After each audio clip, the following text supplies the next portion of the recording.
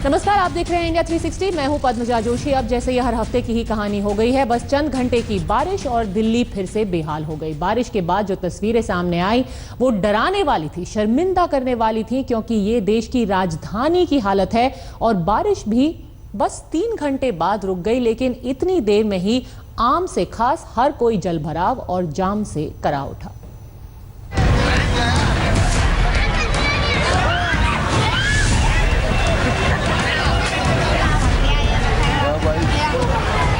ये बिजनौर, बाराबंकी या बहराइच की तस्वीर नहीं है, ये दिल्ली है, राजधानी दिल्ली, जहां बारिश के बाद इतना पानी भर गया कि बस डूबने लगी।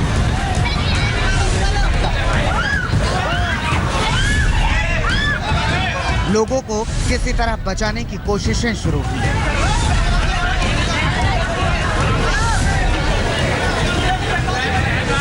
लोग बहुत घबरा गए थे। 9:50 में मेरी गाड़ी यहाँ फंसी थी, लेकिन उस टाइम पानी थोड़ा था।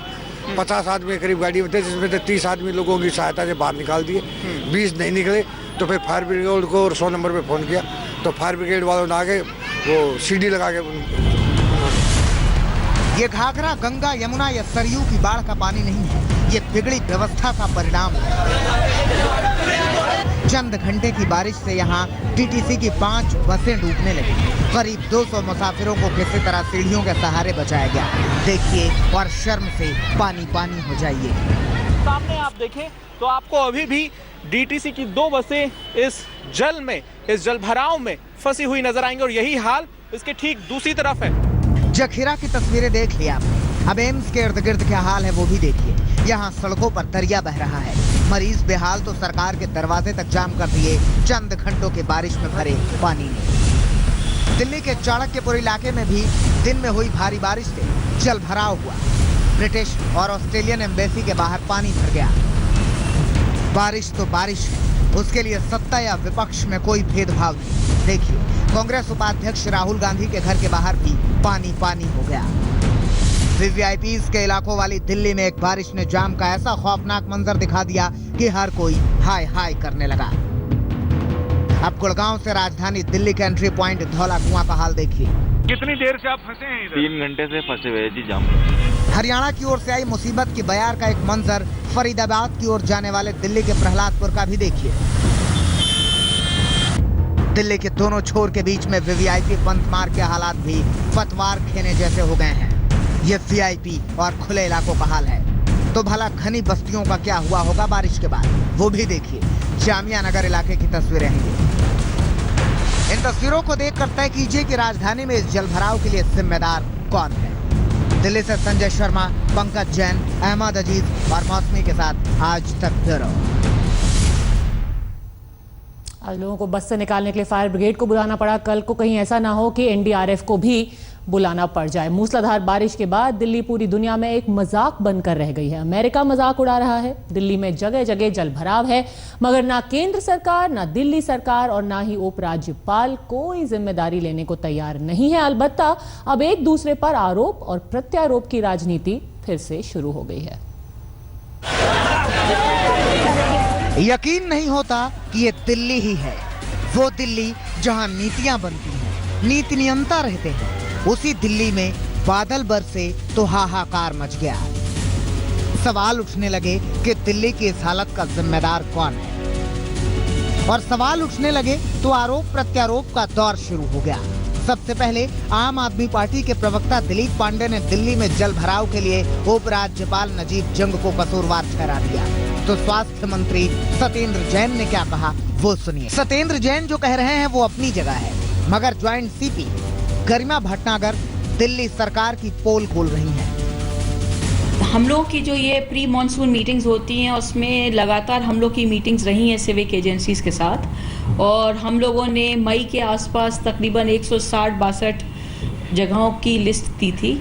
उसके बाद भी जैसे बारिश हुई है, मौसम हुआ है, उसके हिसाब से हम लोग डेली बेसिस पे जब भी बारिश होती है कंटिन्यूसली थ्रू हॉटलाइन और थ्रू लेटर्स इंफॉर्मेशन देते रहते हैं। और उस पर कई जगहों पे एक्शन हुआ है, पर कई जगहों पे शायद तेज़ बारिश की वजह से एडिशनल इश्यूज भी अराइज हुए हैं। सुना आपने, दिल्ली पुलिस ने 163 जगहों की लिस्ट सौंपी थी दिल्ली सरकार को। ये वो लोकेशन थी जहां बरसात के बाद जल भराव हो जाता है, मगर सरकार ने लिस्ट पर ध्यान देने की जरूरत नहीं समझी और देखिए उसका परिणाम क्या हुआ। राजधानी में बारिश और जलजमाव का मंजर देखने के बाद जब अमेरिकी विदेश मंत्री जॉन केरी IIT दिल्ली पहुंचे तो वहां आने वालों से उन्होंने चुटकी ले ली। You guys all deserve an award for being able to get here today. I don't know if you came in boats or amphibious vehicles of some kind, but I salute you. इसके पहले carry महोदय Delhi airport से उतरे ही थे कि रास्ते में तारे नजर आ गए। उस दिन भी इत्तेफाक से बारिश हुई थी। वैसे दिल्ली के बेदर्द जाम ने सेना अध्यक्ष दलबीर सिंह सुहाग को भी नहीं बख्शा। At 9:45, when I on my way to this place, halfway, I was asked/requested to go back, since you all were stuck in, or some of you are stuck in traffic jam. सवाल ये है कि अव्यवस्था की जिम्मेदारी किसी स्तर पर तय तो हो, कौन है इसका जिम्मेदार? आज तक ब्यूरो। आपको याद होगा गुरुग्राम का वो ट्रैफिक जैम, जब लोग 18 घंटे तक रात भर जाम में फंसे रहे। उस जाम के बाद प्रशासन ने जिस तरह की बयानबाजी की थी, ऐसा लग रहा था जैसे हालात बिल्कुल पूरी तरह से बदल जाएंगे। लेकिन आज जब फिर कुछ घंटों की बारिश गुरुग्राम में हुई, क्या हुआ आप खुद देखिए। गुड़गांव की इन तस्वीरों ने एक बार फिर 28-29 जुलाई की यादों को ताजा कर दिया। हीरो होंडा चौक पर जो भी इस जाम में फंसा, मन में यही खौफ समा गया कि कहीं महाजाम की वो कहानी फिर तो नहीं दोहराई जाएगी। दो तस्वीरें देखिए। पहली तस्वीर बुधवार सुबह की है और दूसरी तस्वीर 29 जुलाई की। तब मूसलाधार बारिश से 20 घंटे से ज्यादा देर तक लोग जाम में फंसे थे। हालांकि आज हालात को जल्द काबू में कर लिया गया। गुड़गांव में मूसलाधार बारिश की ये एक और तस्वीर है। सुबह में इतनी ज्यादा बारिश हुई कि इस स्कूल में पानी घुस गया। ऐसे में शामत आ गई स्कूली बच्चों और उनके अभिभावकों की। पानी की वजह से पानी भर गया, स्कूल का लेवल डाउन था, इसलिए पानी आ गया। अब जरा इन तस्वीरों को देखिए। ये दिल्ली और नोएडा को ग्रेटर नोएडा से जोड़ने वाले एक्सप्रेसवे की है। सुबह की मूसलाधार बारिश ने यहाँ ट्रैफिक की रफ्तार पर ब्रेक लगा दिया। सड़कों पर बारिश का पानी जमने से महामाया फ्लाईवे पर 10 किलोमीटर लंबा जाम लगा। उधर नोएडा सेक्टर 2, 3, 12, 22, 15, 18, 62, 57, 58 तमाम जगहों पर सड़कों पर पानी भरने से लोगों की सुबह खराब हो गई। बहुत ज़्यादा परेशानी हो रही है और 40 हॉस्पिटल की तरफ तो बहुत ज़्यादा पानी है। पूरी गाड़ी डूबी हुई थी और गाड़ी बंद होने की सिचुएशन हो गई थी। जैसे तैसे करके निकले हैं। नोएडा फिल्म सिटी का हाल तो और भी बुरा नजर आया। पानी निकालने के उचित इंतजाम नहीं होने की वजह से इलाके में कई जगहों पर घुटनों तक पानी भर गया। NCR में गाजियाबाद की कहानी भी अलग नहीं थी। मूसलाधार बारिश से कई इलाके टापू बने नजर आए। गुड़गांव से संजय शर्मा और नोएडा से भूपेंद्र चौधरी, रोशनी ठोकने और कुमार कुणाल के साथ आज तक ब्यूरो। हरियाणा की बात करते हैं, जहां रॉबर्ट वाड्रा के जमीन सौदे पर ढींगरा कमेटी ने हरियाणा सरकार को अपनी रिपोर्ट आज सौंप दी। जस्टिस ढींगरा ने रिपोर्ट सौंपने के बाद संकेत दिया कि सौदे में गड़बड़ी तो जरूर हुई है। गड़बड़ी का मतलब है कि इसमें पूर्व मुख्यमंत्री भूपेंद्र सिंह हुड्डा भी लपेटे में आ सकते हैं। शाम 4 बजे हरियाणा के CM मनोहर लाल खट्टर से मिलकर जब जस्टिस SN ढींगरा मीडिया के बीच आए तो उम्मीद थी कि रॉबर्ट वाड्रा के जमीन सौदे पर वो कोई बड़ा खुलासा करेंगे। उन्होंने कोई रहस्य तो नहीं खोला, लेकिन इतना संकेत जरूर दे दिया कि सौदे में उन्होंने धांधली पकड़ी है। रिपोर्ट अगर इरेगुलरिटीज नहीं होती तो मैं सिर्फ एक सेंटेंस की रिपोर्ट देता कि इसमें कोई इरेगुलरिटी नहीं। So that means how many pages? मेरी रिपोर्ट में 182 पेज हैं, तो बिना मिले 182 पेज लिखने के लिए मेरे पास कोई कारण नहीं था। जस्टिस ढींगरा के मुताबिक 182 पेज की रिपोर्ट में उन्होंने धांधली करने वाले हर आदमी का नाम दर्ज किया है, चाहे वो प्राइवेट हो या सरकारी। लेकिन रिपोर्ट सार्वजनिक होने से पहले ही कांग्रेस ने हरियाणा सरकार और ढींगरा पर हमला शुरू कर दिया। जस्टिस SN ढींगरा आयोग के गठन के पीछे भारतीय जनता पार्टी का सीधा षड्यंत्र एक है, वो है आरोप लगाना, बदनाम करना, कांग्रेस नेतृत्व से जोड़कर छवि खराब करने की कुत्सित कोशिश करना। ये मामला 2008 का है। आरोप है कि वाड्रा की कंपनी स्काईलाइट ने गुड़गांव के शिकोपुर में 7.5 करोड़ रुपए में 2.7 एकड़ जमीन खरीदी थी, लेकिन बाद में नियमों को ताक पर रखकर हरियाणा सरकार ने जमीन का लैंड यूज चेंज कर दिया, जिसके बाद वाड्रा ने वही जमीन करीब 58 करोड़ में डीएलएफ को बेचकर मोटा मुनाफा कमाया। इस कथित घोटाले का खुलासा तत्कालीन चकबंदी निदेशक अशोक खेमका ने किया था। 2013 में उन्होंने वाड्रा की कंपनी स्काईलाइट और डीएलएफ के बीच की डील को रद्द कर दिया था। अब जबकि जांच रिपोर्ट आ चुकी है, अटकलें तेज है कि वाड्रा और पूर्व सीएम हुड्डा की मुसीबतें बढ़ सकती हैं। सत्येंद्र चौहान, चंडीगढ़, आज तक। जयपुर के हिंगोनिया गौशाला में गायों के मरने का सिलसिला थमता नजर नहीं आ रहा है। पिछले 5 दिनों में ही इस गौशाला में 250 गाय मर गई हैं। हैरान करने वाली बात यह है कि राजस्थान सरकार ने गो टैक्स के नाम पर करीब 100 करोड़ रुपए कमाए हैं, मगर इन 100 करोड़ रुपयों में से 1 रुपया भी गौ फंड से खर्च नहीं हुआ है। अलबत्ता गौशाला के कर्ता धर्ता सफाई दे रहे हैं कि वही गायें मर रही हैं जो बाहर से लाई जा रही हैं, जबकि गो पालकों की माने तो गायों की मौत की वजह लापरवाही है। हर नगर पालिका में एक कांजी हाउस होता था, लोग लाते थे, उसको अंदर रखते थे, जुर्माना करके वापस छोड़ते थे। आज धीरे धीरे ये कंडीशन हो गई कि गायों को लेके तो आ रहे हैं पर छुड़ाने वाला कोई नहीं आ रहा है। इस तरह से करते करते गायों की संख्या बढ़ गई और इस बढ़ती संख्या को लेकर उन्होंने भी हिंगोनिया गौशाला हो गई, जबकि ये गौशाला नहीं कांजी हाउस है। जो चीज़ें अभी और भ्रष्टाचार के रूप में आ रही हैं कि आपने 80,000 बीघा जमीन गौचरान की है जयपुर के अंदर, उस सब के ऊपर आज नगर निगम की निगाह मंडरा रही है और सरकार उसको अधिग्रहित करने के लिए तमाम वो प्रस्ताव ले आई है। तो इससे करनी और कथनी का अंतर दिखता है।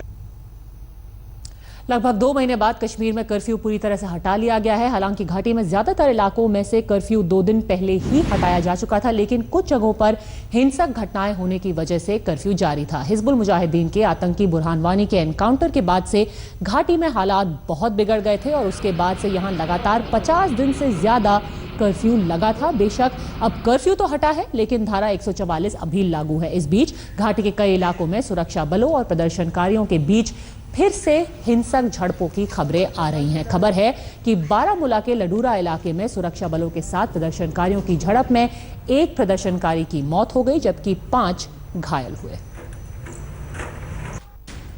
खबर आ रही है अब जम्मू कश्मीर से, जहां के कुलगांव में पीडीपी के सांसद नजीर अहमद लवाई के घर के बाहर प्रदर्शनकारियों ने जमकर हंगामा किया। प्रदर्शनकारियों ने सांसद के घर के बाहर गार्ड रूम में आग लगा दी और तोड़फोड़ की। हालांकि जब प्रदर्शनकारी हंगामा कर रहे थे तब सांसद घर पर नहीं थे।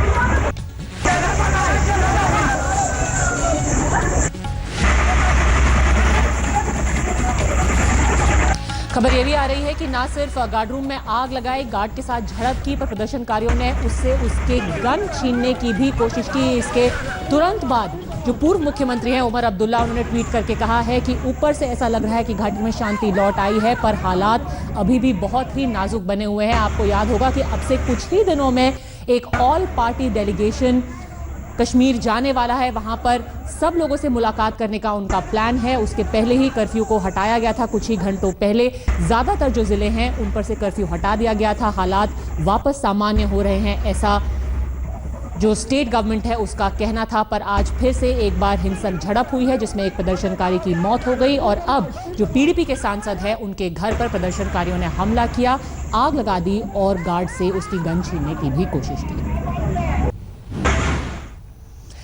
नजर डालते हैं एक बार उत्तर प्रदेश पर, जहां से खबर आ रही है खूबसूरत बीवी की हसरत किसे नहीं होती, लेकिन उत्तर प्रदेश के पीलीभीत में एक महिला की खूबसूरती उसकी दुश्मन बन गई। पति का शक इतना बढ़ा कि वो बीवी को बदचलन बताने लगा। आखिरकार उसने किया अग्नि परीक्षा देने का फैसला। हमें कोई ना चाहिए तुम्हारे सिवा, हमने अपनी खूबसूरती जरा ली, आज बहुत पी हुए हैं। अस्पताल में तड़पती इस महिला की बातें सुनकर हर कोई दंग रह गया। पति के शक को दूर करने के लिए अग्नि परीक्षा से गुजर गई ये महिला। पीलीभीत के सुनगढ़ी इलाके में रहने वाली इस महिला के मुताबिक इसकी खूबसूरती से इसका पति ही बन गया इसकी जान का दुश्मन। अपनी मासूमियत साबित करने के लिए इस महिला ने अपने चेहरे को आग के हवाले कर दिया ताकि पति के दिल को ठंडक मिल सके, उसका शक दूर हो सके। ये हमारी घरवाली